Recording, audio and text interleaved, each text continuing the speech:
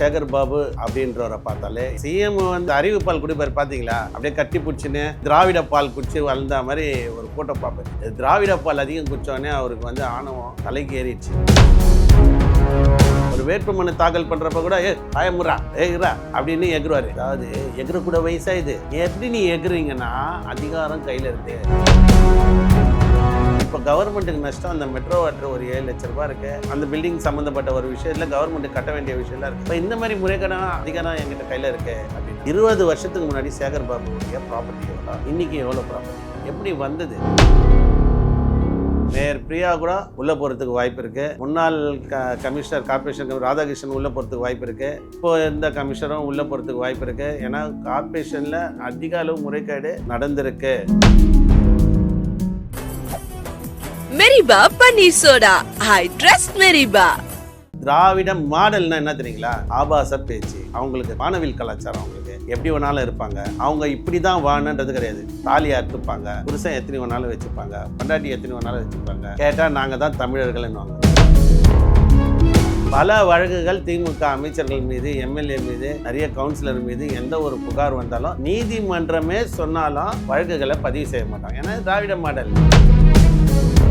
ஸ்டாலின் குடும்பமும் கண்டிப்பா அவங்களுக்கு விசுவாசம் என்ற பேர்ல இந்த அமைச்சர்கள், எம்எல்ஏகள் எல்லாருமே புதிய நிர்வாகம் அட்மினிஸ்ட்ரேஷன் உட்காரதால கண்டிப்பா இவங்கெல்லாம் பண்ணது தலையே சுத்துது. ஒரு 5 வருஷத்துல 5 லட்சம் கோடின்றது 10 லட்சம் கோடி ஆயிருக்கு. கோடி கோடியா பணம் இருந்தாங்களுங்க. ஸ்டாலினுக்கு என்ன குறை? கிட்ட பணம் இருக்கு, ஏன் நிம்மதியா இருக்க முடியல? அதிகாரம் வெறி பிடிச்சவங்க. அதாவது அந்த ரத்த வெறி பிடிச்ச ஓனா எப்படி இருக்கும், அந்த மாதிரி அதிகார வெறி பிடிச்சி பண்ணுவாங்க. ரிஃப்ளெக்ட் நேயர்களுக்கு வணக்கம். இன்று நாம் சந்திக்க இருக்கக்கூடிய சிறப்பு விருந்தினர் சமூக ஆர்வலர் திரு சசிகுமார் அவர்கள். அண்ணா வணக்கம். வணக்கம்மா. முன்னாள் அறநிலைத்துறை அமைச்சர் சேகர் பாபு வட சென்னையை சேர்ந்தவர். வட சென்னையை தனது கட்டுப்பாட்டில் வச்சிருக்காரு அப்படின்ற போல சொல்லுவாங்க. இந்த சட்டமன்ற தேர்தலின் போது தாவேகா வேட்பாளர் சினோரோ அசோக் என்பவர் வந்து தாக்கியிருக்காரு. அது தொடர்பான வீடியோக்கெல்லாம் வெளியாயிடுச்சு. அவரே பேட்டி கொடுத்திருந்தாரு. சேகர் பாபாவால் எனக்கு உயிருக்கு அச்சுறுத்தல் இருக்கு அப்படின்ற போல. இப்போ ஆட்சி மாற்றம் ஏற்பட்டு இருக்கு. ஆட்சி மாற்றம் ஏற்பட்ட உடனே சேகர் பாபு மீது 4 பிரிவுகளின் கீழ் வழக்கு பதிவு, கொலை வழக்கு பதிவு செஞ்சுருக்காங்க. எப்படி பார்க்குறீங்க ஃபர்ஸ்ட் ஆஃப் ஆல் சேகர் பாபுடைய இந்த வழக்கு பதிவு? ஆக்சுவலாக பார்த்தீங்கன்னா ஃபஸ்ட்டு ஒன்று தனிப்பட்ட முறையில் சேகர் பாபு அப்படின்றவரை பார்த்தாலே எல்லாருக்குமே பொறாமல் இருக்கும். என்னென்னா அவருடைய ஃபீல்டு ஒர்க்குன்றது அதிமுகவில் இருக்கப்பே சரி, இப்போ திமுகவில் இருக்கப்போ சரி, யாருமே எந்த மாவட்ட செயலரும் அவரை மாதிரி ஒர்க் பண்ணவே முடியாது. ஏன்னா ஒரு ஒரு நெருப்பு போல் வேலை செய்வார் எல்லா மாவட்டத்துலேயும். இப்போ பார்த்தீங்கன்னா வட சென்னை மட்டும் இல்லை, மத்திய சென்னை, தென் சென்னையிலையும் பண்ணுவாங்க. இப்போ பார்த்தீங்கன்னா பேரே பாருங்கள், ஸ்டாலினுக்கு அப்புறம் உதயநிதிக்கு அப்புறம் சேகர் பாபு, அதுக்கப்புறம் தான் தயாநிதி மாறன். நீங்கள் பேனரில் பார்த்தீங்கன்னா இருப்பாங்க. அந்த மாதிரி விஸ்வாசம் என்ன சேகர் பாபு தான் இருக்கும். அந்த விஸ்வாசத்துக்கு அவர் என்ன பண்ணுறாரு தெரியாமல் எப்படி சொல்கிறது, எக்ஸ்ட்ரா ஆர்டினரி ஒர்க் பண்ணுவார். எப்படி அப்படின்னா, நம்மக்கிட்ட இன்றைக்கி அதிகாரம் இருக்குது, யாரை வேணாலும் முறைக்கலாம், யாரை வேணாலும் பண்ணலாம். ஆட்சிகள் மாறினா காட்சிகள் மாறன்றது சித்தாந்தம். அரசன் நின்று கொண்டால் தெய்வம் நின்று கொள்ளும் இருக்குது இந்த வரிகளாம். இதெல்லாம் வந்து தெரியாது. ஏன்னா இப்போ அவர் எடுத்த கான்செப்டே என்னை பொறுத்த வரைக்கும் கேட்டிங்கன்னா, ஃபீல்டு ஒர்க் அதிகமாக பண்ணலாம், அது கிடையாது. ஆனால் ஆணவம் வந்து அதிகம். அவர் அதிமுகவில் இருக்கப்பயே மைக்கிலே வந்து ஒவ்வொரு லேடிஸையும் பேர் சொல்லி கரெக்டாக எந்த மூலையில் இருந்தாலும் கூப்பிட்டு பேசுவார். அப்போல்லாம் நாங்கள் வந்து தூரத்துலேருந்து பார்க்குறப்போ இவ்வளோ பேரை எப்படி கரெக்டாக சொல்கிறாரு அப்படின்னு பண்ணுவோம். இப்போ அதிமுகலேருந்து அவர் திமுகவுக்கு பண்ணோடனே மொத்த பவரும் கொடுத்துட்டாங்க.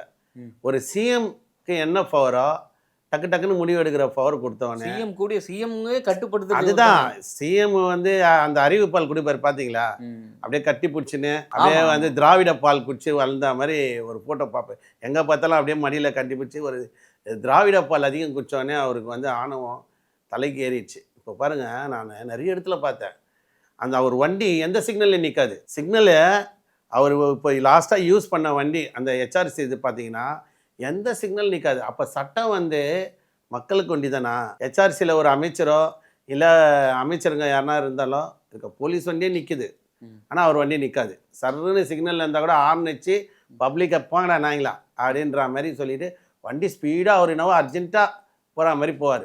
அப்போ நான் பார்ப்பேன், சட்டம் வந்து எல்லாருக்குமே தான். அம்பேத்கர், பெரியார் சொல்கிறாங்கன்னா இவங்க சொன்ன பொன்மை வரிகள் வந்து ஏற்றுக்கணும். எதுக்கு எது தேவையோ அதை ஏற்றுக்கணும். சட்டத்தை நீங்களே மதிக்கலைன்னா என்ன, இப்போ இந்த 4 பிரிவின் கீழ் வழக்கு, அதாவது கொலை முயற்சி வழக்கு, ஆமா. கொலை வழக்கு கிடையாது. கொலை முயற்சினா டைலாக், ஓட்டரி டைலாக். அதாவது ஒரு ஆக்ரோஷமா என்ன பயா பார்த்து ஏய் அப்படி இப்படின்னு பேட் லாங்குவேஜ், தேர்ட் லாங்குவேஜில் சகஜமாயிடுச்சு. நீங்கள் சென்னையில் சென்னை அந்த அந்த பாஷையில் வந்து பார்ப்பாரு. ஒரு வேட்புமனு தாக்கல் பண்ணுறப்ப கூட பயமுறா இரா அப்படின்னு எகுருவார். அதாவது எகுறக்கூட வயசாகுது. எப்படி நீ எகுறீங்கன்னா அதிகாரம் கையில் இருக்கு. அதிகாரம் கையில் இருக்கு. ஒரு போலீஸ் சொன்னா இந்த ஓட்டரி ஸ்டேஷனை பார்த்தாலே எனக்கு பிடிக்காது. அந்த இன்ஸ்பெக்டர் ஒரு மாவட்ட செயலாளர் பொறுத்து தான் வேலை செய்வான். சொல்லுங்கண்ணே இதோ வந்துட்டு நான் ஓடி வந்துட்டேன். அங்கே இருக்க டிசிஎம் பாருங்க, அதுக்கு எதிரிலே ஒயின் ஷாப்பை திறந்து வச்சு அந்த பாரெல்லாம் வந்து இது பண்ணுறாங்க. அப்போ என்னென்னா இவங்க கையில் அதிகாரம் என்பது கோடி கோடியாக பணம் இருந்தாங்களுங்க. ஸ்டாலினுக்கு என்ன குறை? உங்ககிட்ட பணம் இருக்கு, ஏன் நிம்மதியாக இருக்க முடியல? அதிகாரம் வெறி பிடிச்சவங்கலாம். அதாவது அந்த ரத்த வெறி பிடிச்சவனா எப்படி இருக்கும், அந்த மாதிரி அதிகார வெறி பிடிச்சி பண்ணுவாங்க. இப்போ ஒரு கோயிலில் கூட பாருங்க, இப்போ கூட பார்த்தோம்னா அந்த அதிகாரம் இல்லாத வச்சு முன்னாள் அமைச்சர் ஒரு அனிதா ராதாகிருஷ்ணன் வந்து காங்கிரஸ் கட்சியினரை ரொம்ப கொச்சையா திட்டாரு. இன்னைக்கு ஆராசா ஒரு ட்வீட் பண்ணியிருந்தாரு, பார்த்திருப்பீங்க. இல்ல அதுதான் சொல்றேன். இந்த திராவிட உடைய பேச்சுன்னா ஆபாச பேச்சு தான். இப்போ அதிகாரம் ஒரு திராவிட விரக்தியில திராவிடம் என்னாலே என்ன, திராவிடம்னா ஆதி திராவிடர் என்றது மக்கள், தமிழ் குடி மக்கள். திராவிடம் மாடல்னா என்ன தெரியுங்களா? ஆபாச பேச்சு. அவங்களுக்கு கலாச்சாரம் கிடையாது, வானவில் கலாச்சாரம். அவங்களுக்கு எப்படி வேணாலும் இருப்பாங்க. அவங்க இப்படி தான் வாணுன்றது கிடையாது. தாலியை அறுத்துப்பாங்க, புருஷன் எத்தனை வேணாலும் வச்சுப்பாங்க, பொண்டாட்டி எத்தனை வேணாலும் வச்சுப்பாங்க. கேட்டால் நாங்கள் தான் தமிழர்கள்னுவாங்க. தமிழர்களுக்கும் திராவிட மாடலுக்கும் நிறைய வித்தியாசம் இருக்கு, புரியுதுங்களா? இவங்க தான் தமிழை காப்பாற்றுறேன்னுவாங்க. இப்போ பாருங்கள், வந்தே மாதரம் கூட முதல்ல ஒவ்வொரு குடிமகனும் இந்தியன், அதுக்கப்புறம் தான் நம்ம இனத்தால் ஒன்று சேர முடியும். நான் முதல்ல தமிழன்றதே இன்னும் பிரிக்கிறது தானே வேலை. ஒரு மாநிலத்தை எல்லா மாநிலத்திலும் மொழி வரியா பிரித்து இந்தியன் என்ற உணர்வே இல்லாமல் எல்லாரையும் பிரித்து வச்சுட்டானுங்க. இப்போ ஒரு ப்ரோக்ராம் பண்ணுறாங்க, சென்ட்ரல் கவர்மெண்ட்லேருந்து வராங்க, ஒரு ஆளுநர் வந்து ஒரு பதவி ஏற்கிறாங்கன்னா ஃபர்ஸ்ட் தேசிய பாடல் தான் பாட முடியும், அதுக்கப்புறம் தான் தமிழ் பாடல் பாட முடியும், தமிழ் தாய் வாழ்த்து. கண்டிப்பாக நான் எனக்கு பொறுத்த வரைக்கும் நான் தமிழன்றதோட முதல்ல இந்தியன் என்றதானே எனக்கு இருக்கணும். அந்த இந்தியன் என்ற பற்றே இந்த திராவிட மாடல் ஆட்சியில் இருக்க எவனுக்குமே இருக்காது. இந்தியனா இருக்க நாங்க ஏன் இந்தியன் என்னவானுங்க? இது பிரிவினவாதம். இந்த பிரிவினை பண்ணி தான் இன்னைக்கு 10 லட்சம் கோடி கடனை சுருட்டுறாங்க. 5 லட்சம் கோடி ஏற்கனவே இருக்கு. 5 லட்சம் கோடி என்னடா ஆச்சு கேட்டா அவ்வளவுதான். இதுதான் விஷயம். 5 லட்சம் கோடி எங்க போச்சுன்னா இதுதான் அவங்க வந்து டக்குன்னு சனாதனத்தை போவாங்க. இப்போ இவரு சொல்லியிருப்பார், பிஜேபியில் அண்ணாமலை, ஒவ்வொரு வெங்காயம் உரிக்கிற மாதிரி லேயரு திராவிட மாடல். இன்னைக்கு அந்த வெங்காயத்தை சுக்கா கட் பண்ணிட்டு போயிட்டாங்க.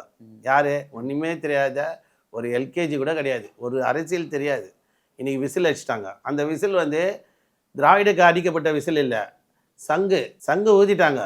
இதுக்கு காரணம் என்ன? உங்களுடைய ஆணவமான பேச்சு. ஒரு கோயிலுக்குள்ளேயே போயிட்டு நீங்க சோறு திங்கிறீங்களா பக்தர்களை? நீ வர்றது ஹெச்ஆர்சி வண்டி, ஹெச்ஆர்சி மினிஸ்ட்ரு, சோறு திங்கிறது 3 வேளை ஹெச்ஆர்சி உடைய சம்பளத்தில் பண்ணிவிட்டு அந்த மக்கள் உண்டியில் போகிற காசை நீங்கள் கோயிலில் எடுத்துன்னு போகிறீங்க. அதுலேருந்து எல்லாருக்கும் பண்ணியிருக்குங்க. இந்த ஆணவமான பேச்சு எங்கேருந்து வரும்? இதுதான். இப்போது இன்றைக்கி நீங்கள் என்னெல்லாம் பண்ணீங்களோ அந்த கர்மா உங்களை தடுத்துரும். ஒவ்வொரு மினிஸ்டர், இவரும் இல்லை, எல்லா மினிஸ்டருமே நீங்கள் எடுத்துக்கங்க. இது ஒரு பழிவாங்கல் நடவடிக்கை போல் உங்களுக்கு தெரியலைங்களா? ஏன்னா இதே சட்டம் தான், ஏன் முன்னாடி இந்த நடவடிக்கை எடுக்கல, ஏன் இப்போ எடுக்கிறாங்க? அவங்க ஆட்சியில் எப்படி எடுப்பாங்க சார்? சட்டம் ஒன்று தான். இல்லை பிரதர், சட்டம் ஒன்று தான். இப்போ உயர் நீதிமன்றம் உத்தரவு கொடுத்துருக்கு KN நேரு மேலே கேஸ் ஃபைல் பண்ண. ஏன் சட்டம் எல்லாருக்கும் ஒன்று தானே, ஏன் பண்ணல? அவங்க ஆட்சியில் அவங்க கட்சிக்காரங்க மேலே பண்ண மாட்டாங்க. பல வழக்குகள் திமுக அமைச்சர்கள் மீது, எம்எல்ஏ மீது, நிறைய கவுன்சிலர் மீது எந்த ஒரு புகார் வந்தாலும் நீதிமன்றமே சொன்னாலும் வழக்குகளை பதிவு செய்ய மாட்டாங்க. ஏன்னா திராவிட மாடல். நாங்கள் நீதிபதி சொல்கிறதுக்கெலாம் நாங்கள் கேட்கணுமா? இப்போ இது நல்ல ஆட்சியாக இருந்தால், திமுகவில் ஏற்கனவே இருந்ததுன்னா எப்படி பண்ண முடியும்? ஒரு அமைச்சர் திராவிட பால் குச்சி ஸ்டாலின் கிட்ட வளர்ந்துக்கிறாரு, வழக்கை எப்படி போட முடியும்? ஸோ கர்மா வந்து திருப்பி வருது. நீ என்ன செய்தாயோ அது திருப்பி இந்த உலகம் செய்யும். கைது செய்கிற நடவடிக்கைகள்லாம் ஏற்படுமா? தலைமுறை ஆகணும். எஃப்ஐஆர் போட்டாங்க, நீங்கள் தலைமுறை ஆகி ஏபி ஏற்றுக்கோங்க. சேகர் பாபு தலைமுறை ஆவாரா? தலைமுறை ஆகிதானே ஆகணும். முன்னாள் அமைச்சருக்கு ஒரு எஃப்ஐஆர் போட்டால் என்ன பண்ணணும்? சட்டம் என்ன பண்ணணும்? எஃப்ஐஆர் போட்டால் குற்றவாளியை கைது செய்யணும். குற்றவாளி என்ன பண்ணுவாங்க? ஏபி போடுவாங்க. குற்றவாளி பின்ன ஏபி போடாமல் வீட்டு அருகே நம்ம மீது ஒரு வழக்கு போடுறாங்க. நம்ம தலைமுறை ஆகிட்டு ஏபி போட்டு தானே சுத்த முடியாது. இல்லை பெயில் போடணும். அரெஸ்ட் ஆனால் பெயில் போடணும். அரெஸ்ட் ஆகலைன்னா ஐயோ நம்ம மேலே எஃப்ஐஆர் போட்டாங்க, தலைமுறை ஆகணும். இப்போ எஃப்ஐஆர் பதிவு போட்டாங்கன்றாங்க, ஒன்று அரெஸ்ட் பண்ணணும், இல்லை அவர் தலைமுறை ஆகணும். தலைமுறை வாழ்க்கைன்றது பல பேர் பண்ணார். இது மட்டும் இல்லை, சென்னை யானகவனி ஸ்டேஷனில் இதே மாதிரி தான் ஒரு மார்வாடியில் காசு கொடுக்கல் வாங்கல அவர் மீது வழக்கு, அந்த வழக்கு என்ன ஆச்சுன்னே தெரில. பல வழக்குகள் பல அராஜகமான விஷயங்களுக்கு மூடி மறைக்கப்படுதுக்கு. லா அண்ட் ஆர்டர் வந்து ஆட்சியாளர்களுக்கு எதிராக என் ஆட்சி, நான் என்ன வேணாலும் பண்ணுவேன், யாரை வேணாலும் மிரட்டுவேன், யாரும் ஒன்றையும் பண்ண முடியாதுன்ற மமதியில் இருந்தாங்க. இன்றைக்கி அந்த ஆட்சி கையை விட்டு போனவொடனே, அதிகாரம் கையை விட்டு போனவொடனே ஒன்றுமே பண்ண முடியல. இதுதான் விஷயம். என்னன்னா இப்போ இவங்களுக்கு ஆட்சி இருக்கின்றதால தான் இவங்களுக்கு பயங்கர வீரமேடம். இப்போ பாருங்க, நானே வந்து நிறைய கோர்ட் ஆர்டர்லாம் இருக்கு, கோர்ட் உத்தரவு இருக்கு, கலெக்டர் கை கட்டிக்கிறாங்க, தாசில்தார் கை கட்டிக்கிறாங்க, கோர்ட் உத்தரவையா அமுல்படுத்த மாட்டாங்கல்ல. இதுதானே திராவிட மாடல் ஆட்சியா இருக்கு. எம்எல்ஏ டிஃபர்மேஷன் கூட போட சொல்லுங்க, நான் சந்திக்க தயார். பல வழக்குகளை நான் வந்து நீதிமன்றத்தில் உத்தரவே வாங்கி வச்சுக்கிறேன் வழக்கு போட சொல்லி, ஆனால் போடாமல் இருக்காங்க. பல டெமோனிஷ் ஆர்டருங்க. இப்போ இந்த சிஎம்டியில் எவ்வளோ முறைகேடு நடந்திருக்கு. இப்போ இவர் இன்சார்ஜ் புரசேவாகத்தில் ராஜ்பவன் ஹோட்டலில் இவ்வளோ தண்ணி வரி கட்டல, இவ்வளோ லேண்ட் வரி கட்டல, எதுவுமே கட்டல, யாரை அப்ரூவ் கொடுத்தாங்க எல்லாமே பண்ணி எடுத்து சீல் வைக்க போகிறதுல சிஎம்டிலேருந்து வரதுக்குள்ளே ஹெச்ஆர்சியில் போய் கண்ட்ரோல் எடுத்தீங்க. ஏன்னா ஹெச்ஆர்சி அது நம்ம கம்ப்ளைண்ட்டை கொடுத்தது சிஎம்டி கண்ட்ரோல் எடுக்கணுன்ட்டு எடுத்து அந்த பில்டிங்கை டெமாலிஷ் பண்ண சொல்லி நீங்கள் போய் ஹெச்ஆர்சியில் போய் டக்குன்னு கோயில் இடன்னு அவங்க கொடுத்துட்டு போகிறாங்க. ஆனாலும் இப்போ கவர்மெண்ட்டுக்கு நஷ்டம். அந்த மெட்ரோ வாட்டர் ஒரு 7 லட்ச ரூபா இருக்கு, அந்த பில்டிங் சம்மந்தப்பட்ட ஒரு விஷயத்தில் கவர்மெண்ட்டு கட்ட வேண்டிய விஷயம்லாம் இருக்குது. இப்போ இந்த மாதிரி முறைகேடான அதிகாரம் என்கிட்ட கையில் இருக்கு அப்படின்னாங்க. 20 வருஷத்துக்கு முன்னாடி சேகர் பாபுடைய ப்ராப்பர்ட்டி எவ்வளோ, இன்னைக்கு எவ்வளோ ப்ராப்பர்ட்டி எப்படி வந்தது? கண்ணிமைக்கும் நேரத்தில் கூட ஒரு சாஃப்ட்வேர் இன்ஜினியர் இல்லை, ஒரு இவ்வளோ சொத்து எப்படி வந்தது? இவ்வளோ காலேஜஸ்ஸு சொல்கிறாங்க, ஆந்திராவில் காலேஜ் இருக்குன்றாங்க, இங்கே இருக்க இவ்வளோ ப்ராப்பர்ட்டிஸ்லாம் எப்படி வருது? அவர் வந்து ஒரு எப்படி இவ்வளோ சொத்து சேர்த்தாருன்ற கேள்வி அவங்க கட்சிக்காரங்களுக்குள்ளேயே இருக்குது. ரெண்டாவது, அவரை மீறி சிஎம்டியில் ஒருத்தர் அப்ரூவ்டு வாங்க முடியும். இப்போ நீங்கள் கேஎல்பி எடுத்துக்கோங்க, எஸ்பிஆர் சிட்டி எடுத்துக்கோங்க, இதெல்லாம் எப்படி அப்ரூவ்டு கொடுத்தாங்க? இவ்வளோ பில்டர்ஸ் எப்படி உள்ளே வந்தாங்க? நார்த் மெட்ராஸில் பட்டியல் சமுதாயம் பில்டிங்கில் இடிச்சு அவனுங்களுக்கு வழி விடுறதுக்கு நீங்கள் பண்ணீங்க. நீங்கள் வந்து இந்தியை எப்படி எதிர்க்கிறீங்க? ஒரு மனசாட்சியோட சொன்னோம். தயாநிதி மாறன் தொகுதி நல்லா புரிஞ்சுக்கங்க, மத்திய சென்னையில் நாங்கள் தான் இந்தியை எதிர்க்கிறோம். இந்த திருமுருகன் காந்தி போன்ற ஆட்கள் எப்போல்லாம் இந்த கோபாலபுரத்து செல்லப்பிராணிங்க வந்துடுவாங்க, எலெக்ஷன் டைமில் டைவெர்ட் பண்ணுவாங்க இந்திய எதிர்ப்புன்னு. இப்போ நான் கேட்குறேன், மத்திய சென்னையில் இந்தியை எதிர்க்கக்கூடிய திராவிட மாடல் ஆட்சியில் மத்திய சென்னையில் எப்படி ஒரு 5 லட்சம் பேர் எப்படி இங்கேருந்து நார்த் இந்தியன்ஸு உள்ளே வந்து எஸ்பிஆர் சிட்டி உள்ள யார் இருக்கா? தலித் மக்கள் இருக்கிறாங்க. கேஎல்பியில் யார் இருக்கா? இப்போ காசாகிரானில் யார் இருக்கா? இது ப்ராஜெக்ட்லாம் யார் பண்ணுறா? இதுக்கு பின்னாடி என்னென்ன மினிஸ்டர் இருக்கிறாங்க? இவங்களுக்கு எப்படி சிஎம்டியில் அப்ரூவ் கொடுத்தீங்க? சிஎம்டி வேடிக்கை தானே பார்க்குறீங்க. அங்கெல்லாம் அப்ரூவ் கொடுத்துட்டு அவனை எல்லாம் உள்ளே விட்டுட்டு வெளியில் வந்து நான் இந்திய எதிர்க்க பண்ணா எப்படி? சேகர் பாபு ரொம்ப நெருக்கமாக இருந்தார் ஸ்டாலின் கூட. ஸ்டாலின் கை விட்டுருவாரா அந்த விஷயத்தில்? பிரச்சனைன்றப்ப திராவிட மாடலுடைய விஷயமே என்னன்னா, எவ்வளவுதான் விசுவாசமாக இருந்தாலும் ஒரு நாள் பிராணிகள் தனக்கு பிரச்சனை வரப்போ அவுத்து விட்டுருவாங்க. எங்கன்னா யாரும் காப்பாற்ற மாட்டாங்க. கை கழுவி அவள்தான். ஆமா, அவ்வளவுதான். வாழ்ந்த வரைக்கும் வாழ்க்கை. நான் என்ன கேட்குறேன், ஒரு சாதிக் பாஷா நினைக்கிறேன், குடும்பத்தோட செத்தாரு. அது இன்வெஸ்டிகேஷன் பண்ண முடிஞ்சுதா? ஏன் ஒரு குடும்பத்தோட ரொம்ப ஒரு திமுகல இருந்து இருந்தவங்க ஒரு குடும்பத்தோடு செத்துருக்காங்க. எந்த விஷயத்துக்காக செத்தாங்க ஆய்வு பண்ண முடியுதா? திராவிட மாடல் என்ன, கட்சிக்கோசம் கட்சி தலைவர்கள் வீட்டுக்கு ஒரு பிரச்சனைனா நீங்கள் சாவ ரெடியாக இருக்கணும். அது நிறைய பேர் தெரிய மாட்டுது. தெரியாமல் அவங்கவுங்க போய் மாட்டிக்கிறாங்க. என்னன்னா, இப்போ கூட நான் சொல்லுவேன், அவருடைய பணின்றது சிறப்பு. ஆனால் அதிகாரம் துஷ்பிரயோகம் இருக்குது பார்த்தீங்களா? எவனா இருந்தாலும் பார்க்குறேன், ஒரு ஒரு காவல்துறையே மதிக்க மாட்டாங்க. சேகர் பாபு மதிக்கவே மாட்டாங்க. ஏன்னா ஒரு அந்த ஓட்டரி ஸ்டேஷன்ல இன்ஸ்பெக்டர் இவங்க என்ன சொல்றாங்களோ அதான் செய்வாங்க. யாரை தூக்குனா தூக்குவாங்க. ஒரு கூலிப்படை மாதிரி இன்னைக்கு இன்ஸ்பெக்டர் இருக்கிறாரு. ஒரு டிசி சார் ஆபீஸ்க்கு எதிரிலேயே ஒயின் ஷாப்பை மூடிட்ட உடனே கூட பாரை திறந்து வச்சுன்னு நடத்துறாங்க. அப்ப இந்த ஒரு அந்த ஒயின் ஷாப் டாஸ்மார்க் பிளாக்ல விற்கிறவனுக்கு யார் தைரியம்? ஒன்றும் இல்லை, ஒரு கழிவு நீர் வந்து இந்த மருத்துவ கழிவுல வந்து கொட்டுறாங்க. அந்த கொற்ற இடத்தை தடுத்து நிறுத்துறாரு ஒரு சமூக ஆர்வலர், அவனையும் வெட்டுறாங்க. அப்போ அந்த வெட்டுற அளவுக்கு துணிச்சல் யாரால போகுது? இதுதான் விஷயம். என்னன்னா, நாங்கள் என்ன வேணாலும் பண்ணுவோம், யாரும் கேட்க முடியாது. சேகர் பாபு நிலை என்னவா தான் இருக்கும்? அவ்வளோதான் சார். சேகர் பாபு வண்டி நான் சொல்லலை, தயவு செய்து நீங்கள் புரிஞ்சுக்கணும். திமுகவில் அன்னைக்கு எம்ஜிஆர் கிட்ட இருந்தவங்க, அண்ணா கிட்ட இருந்தவங்க, ரிச்சா ஓட்டி இருந்தவங்கலாம் இன்னைக்கு இன்ஜினியரிங் காலேஜ் வச்சுன்னுறான். சரகு வித்தவெல்லாம் இன்னைக்கு ஸ்கூல் நச்சுன்னுறான். எல்லாருமே மாட்டுவாங்க. அலிபாபாவும் 40 திருடங்களும். புரியுதுங்களா? அதாவது ஸ்டாலின் குடும்பமும் கண்டிப்பாக அவங்களுக்கு விசுவாசம் என்ற பேரில் இந்த அமைச்சர்கள், எம்எல்ஏகள் எல்லாருமே புதிய நிர்வாகம் அட்மினிஸ்ட்ரேஷன் உட்காரதால கண்டிப்பாக இவங்கெல்லாம் பண்ணது தலையே சுத்துது. ஒரு 5 வருஷத்தில் 5 லட்சம் கோடின்றது 10 லட்சம் கோடி ஆயிருக்கு. நீங்கள் இப்போ மழைநீர் வெடிகால்லேருந்து பார்த்தீங்கன்னா கூட இந்த கார்பரேஷன் கமிஷனரில் கூட பார்த்தீங்கன்னா எவ்வளோ ஊழல் எல்லாமே வெளியே வரும். மேயர் பிரியா கூட உள்ள போறதுக்கு வாய்ப்பு இருக்கு. முன்னாள் கமிஷனர் கார்பரேஷன் ராதாகிருஷ்ணன் உள்ள போறதுக்கு வாய்ப்பு இருக்கு. இப்போ இந்த கமிஷனரும் உள்ள போறதுக்கு வாய்ப்பு இருக்கு. ஏன்னா கார்பரேஷன்ல அதிக அளவு முறைகேடு நடந்திருக்கு. ஒரு பொது கழிப்பிடத்துலேருந்து இப்போ மெரினா பீச்சுக்கு ஏழைங்க எளியவங்க வராங்க, அதுலேயும் வந்து இந்த டோக்கன்லாம் போட்டு நிறைய முறைகேடுகள், அந்த பாத்ரூம் எல்லாம் மெயின்டைன் பண்ணுறது, ஏகப்பட்ட தலையே சுற்றி கவர்மெண்ட்டே வந்து ஒரு ஐசியூ வார்டில் எத்தனை போய் போட்டுட்டு போயிட்டாங்க. ஓகேண்ணா, மிக்க மிக்க நன்றி. நான் நேரில் வந்து பல்வேறு தகவல்களை எங்களுடன் ஷேர் பண்ணிக்கிறது. நன்றி. நன்றி. மெரிபா பன்னீர் சோடா. I trust மெரிபா.